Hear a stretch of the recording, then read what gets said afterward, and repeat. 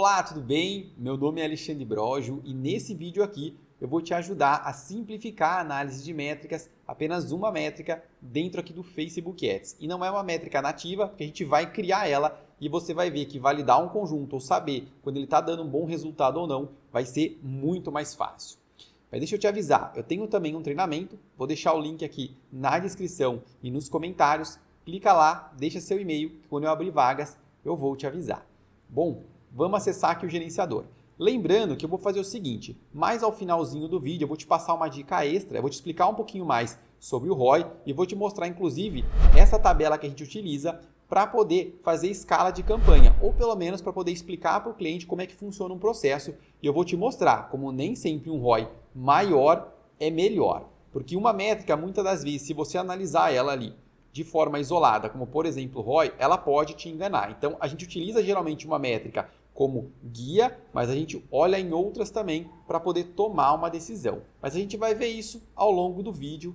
Vamos lá. O primeiro passo é acessar o nosso gerenciador.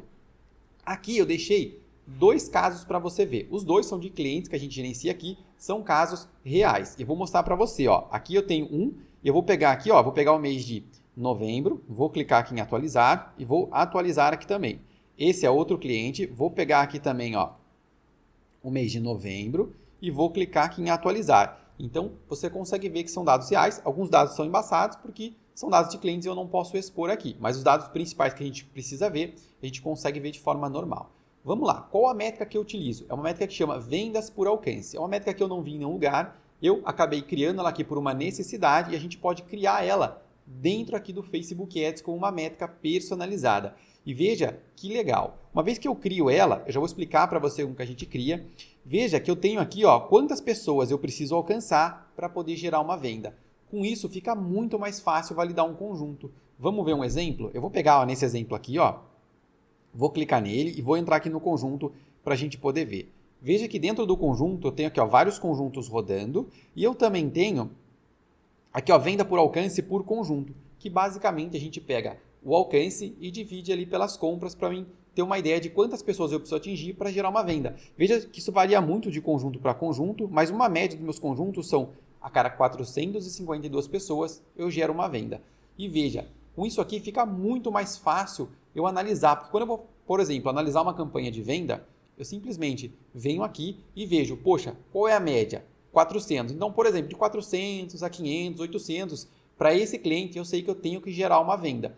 Então, deixando a campanha rodar 2 ou 3 dias, por exemplo, até com um orçamento mais baixo, eu já consigo ter uma ideia se ela vai performar bem ou não com base em quantas pessoas ela atingiu. Porque com base em quantas pessoas ela atingiu, eu sei que eu preciso gerar uma venda. Aqui, ó, por exemplo, a cada 700 pessoas eu estou gerando uma venda. Então, veja que fica muito mais fácil analisar. E muitas pessoas têm dúvida, eu deixo rodando quanto? 1, 2 dias, 3 dias, 7 dias, 14? O ideal é você deixar rodar pelo menos 3 dias, mas o ideal mesmo seriam 7 dias para você pegar toda a sazonalidade da semana. E se você quiser uma coisa mais precisa, o ideal seriam 14 dias. Por quê? 7 dias você tem ali para pegar toda a sazonalidade da semana e mais 7 de um período de atribuição. Por exemplo, se a pessoa viu o seu anúncio ali no 4º dia e comprou depois de 5 dias, mas ela não viu no seu anúncio, não clicou no seu anúncio, nada, ela só guardou o link ali, isso vai ser contabilizado na sua campanha. Então você pode rodar ela por 2, 3 dias, ela pode às vezes passar da quantidade de pessoas. Essa campanha, por exemplo, aqui, ela poderia chegar a 2.000 pessoas e não soltar venda. Aí depois de algum dia solta 2, 3, 4 vendas e esse número iria ser derrubado. Ou seja, como entrou mais vendas, eu iria pegar o alcance e as vendas e o número ia ficar menor e iria provavelmente se encaixar aqui dentro. Então, num período de validação, você pode deixar passar um pouquinho mais.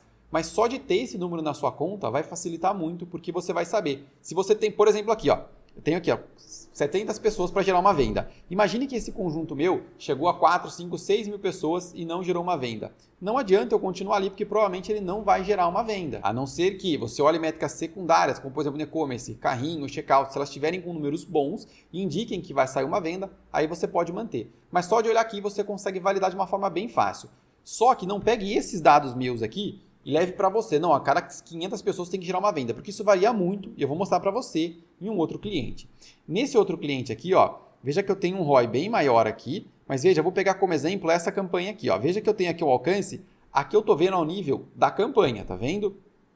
Se eu clicar aqui e entrar no nível do conjunto, eu vou clicar, você vai ver que esses números vão mudar. Aqui, ele está puxando a minha média para baixo devido ao público quente, que esse cliente tem uma parte de branding muito forte também. Então, veja que a cada 85 pessoas do público quente eu consigo gerar uma venda. Mas veja que para público frio, isso varia. Aqui está entre umas 1.000 e umas 2.000 e pouquinhas pessoas para eu gerar uma venda. Então, pode variar muito de cliente para cliente isso daqui. Esses números não são para você pegar para você e falar, poxa, cada 1.000 pessoas eu tenho que gerar uma venda. Esse é o caso desses dois clientes que eu mostrei para você. Veja que são bem diferentes um do outro, mas para você ter uma ideia. E como que você cria essa métrica aqui, que é bem simples? Você vai fazer o seguinte, eu já criei ela aqui, mas você vai vir aqui em colunas, vai descer até personalizar colunas. Aqui você vai clicar em criar métrica personalizada. Eu não vou clicar porque eu já criei, mas você vai clicar aqui, eu vou clicar aqui em editar para ficar mais fácil para a gente ver. Você clica em criar, ele vai abrir essa janela e você vai criar a sua métrica. Você vai colocar vendas por alcance, o formato vai ser numérico, porque a gente quer que ele mostre um número.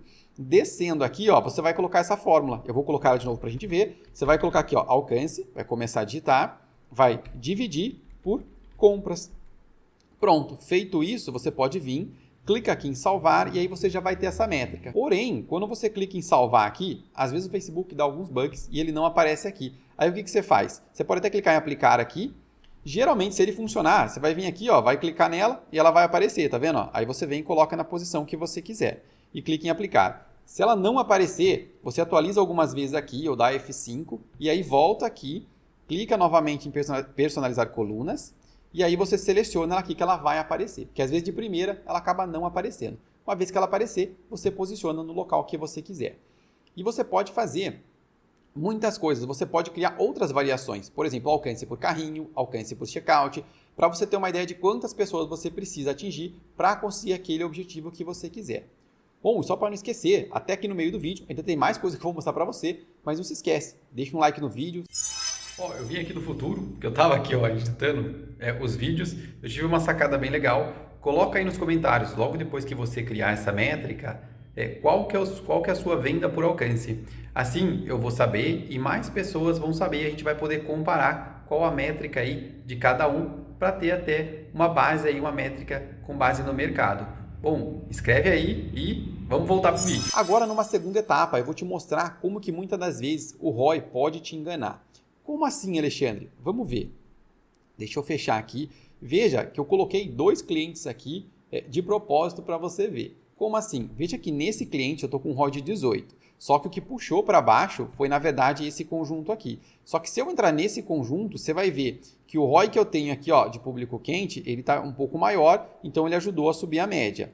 Quando eu vou para esses outros conjuntos, que seria esse de catálogo e esse de conversão aqui, esse mix, veja que os ROIs estão bem mais altos. E aí que está um detalhe. Muitas das vezes a gente vem aqui, olha um ROI de 18, um ROI de 68, por exemplo, e aí a pessoa fica animada. Mas quando você vê um ROI mais baixo, como por exemplo esse aqui, vamos voltar aqui para você ver. Você vê um ROI, por exemplo, de 6,5, a pessoa fica mais desanimada, acha que é ruim.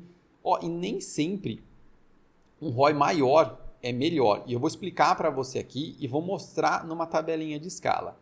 Vou mostrar um exemplo bem simples para você aqui falando. Imagine o seguinte, eu chego para você e falo assim, olha, a gente faturou, seja no lançamento ou no e-commerce, a gente faturou 100 mil. Você fala, nossa, que legal, faturamos bem, fizemos aí o 6 em 7, né? Ou 6 em 3, né? Ou alguns clientes 6 em 30, um exemplo. Você ficou feliz. Agora imagine um segundo cenário, eu chego para você e falo, olha, a gente fez um ROI de 2 nessa campanha aqui. Você vai falar, nossa, ia ficar triste. Mas veja que o resultado é o mesmo. Como assim é o mesmo, Alexandre? Vamos ver. Imagine o seguinte cenário, se a gente investiu 100 mil no lançamento ou no e-commerce, se teve um ROI de 2, vamos colocar aqui, vezes 2, a gente faturou 200. Se eu colocar menos 100 mil que a gente gastou no tráfego, veja que a gente tem aqui 100 mil de lucro, ou seja, a gente faturou os mesmos 100 mil reais. Só lembrando que ROI e ROAS são diferentes, tá? O ROI, geralmente, você vai entrar mais gastos que você tem ali, não só de publicidade. O ROAS, ele entra no caso que você tem com publicidade, o quanto você investiu, o quanto você retornou. Mas, para simplificar, eu vou chamar de ROI aqui. Então, veja que nos dois cenários, quando eu falei para você que a gente faturou 100 mil ou quando a gente teve um ROI de 2, a gente teve basicamente o mesmo resultado. Assim como eu poderia falar para você que a gente teve um ROI de 2, mas a gente faturou 500 mil. Se eu faturei 500 mil, tive um ROI de 2, a gente faturou 1 milhão, tirando os 500 mil, ficou 500 mil. Então o ROI ele pode enganar muito você ali, dependendo de como você analisar ou olhar ele ali. Às vezes você fica triste porque o ROI está baixo, mas nem sempre aquilo é um sinal ruim. Vamos ver um pouquinho numa tabela que eu mostrei para você logo no começo do vídeo. Essa aqui é uma tabela bem simplificada de mais ou menos de como seria um processozinho de escala ali, às vezes para a gente explicar para o cliente, para ele entender, e se precisar de um guia visual, a gente pode utilizar ela. E eu vou explicar um pouquinho do ROI aqui dentro para você também. Eu vou abrir a sua visão em relação ao ROI. Vamos imaginar o seguinte cenário, ó. Aqui a gente tem as escalas, no caso, as etapas de investimento, e no de 500 a 10 mil reais, para o cliente chegar a faturar na faixa de 100k ali por mês, para você ter mais ou menos uma ideia. Aqui eu coloquei o ROI no de 2 em 2 para ficar mais fácil, para a tabela não ficar tão grande ali, e eu vou explicar como é que ela funciona. Imagine o seguinte, o cliente ele investe 2 mil reais. Vai depender do cenário, do cliente, de uma série de coisas, mas a gente sempre tenta trabalhar em ROI para ficar entre 8 e 10. Nem sempre é possível, dependendo do nível de escala, mas é mais ou menos uma média que a gente tenta trabalhar para deixar as campanhas dos clientes. E esse, para a gente, é um cenário mais ideal. Vamos ver um pouquinho como é que funciona. Imagine que o cliente investiu 2 mil reais. No cenário ideal, no ROI entre 8 e 10, a gente teria um faturamento entre 16 e 20 mil reais, mais ou menos. E aí é que tá. Imagine um cliente com 2 mil reais e ele tendo um ROI de 20, você fala, nossa, Alexandre, tá muito bom, né? Vamos fazer a conta para a gente guardar aqui para ficar mais fácil. O cliente faturou 40 mil reais, certo? E no caso investiu 2 mil reais. Então a gente tem aqui um lucro para o cliente de 38 mil. Eu sei que isso não é lucro, entra uma série de coisas ali, mas só para simplificar. Veja que aqui, com um ROI de 20, ele embolsou 38 mil. Vamos a um segundo cenário. O cliente passa agora a investir 10 mil, só que ele tem aqui ó, um ROI de 8.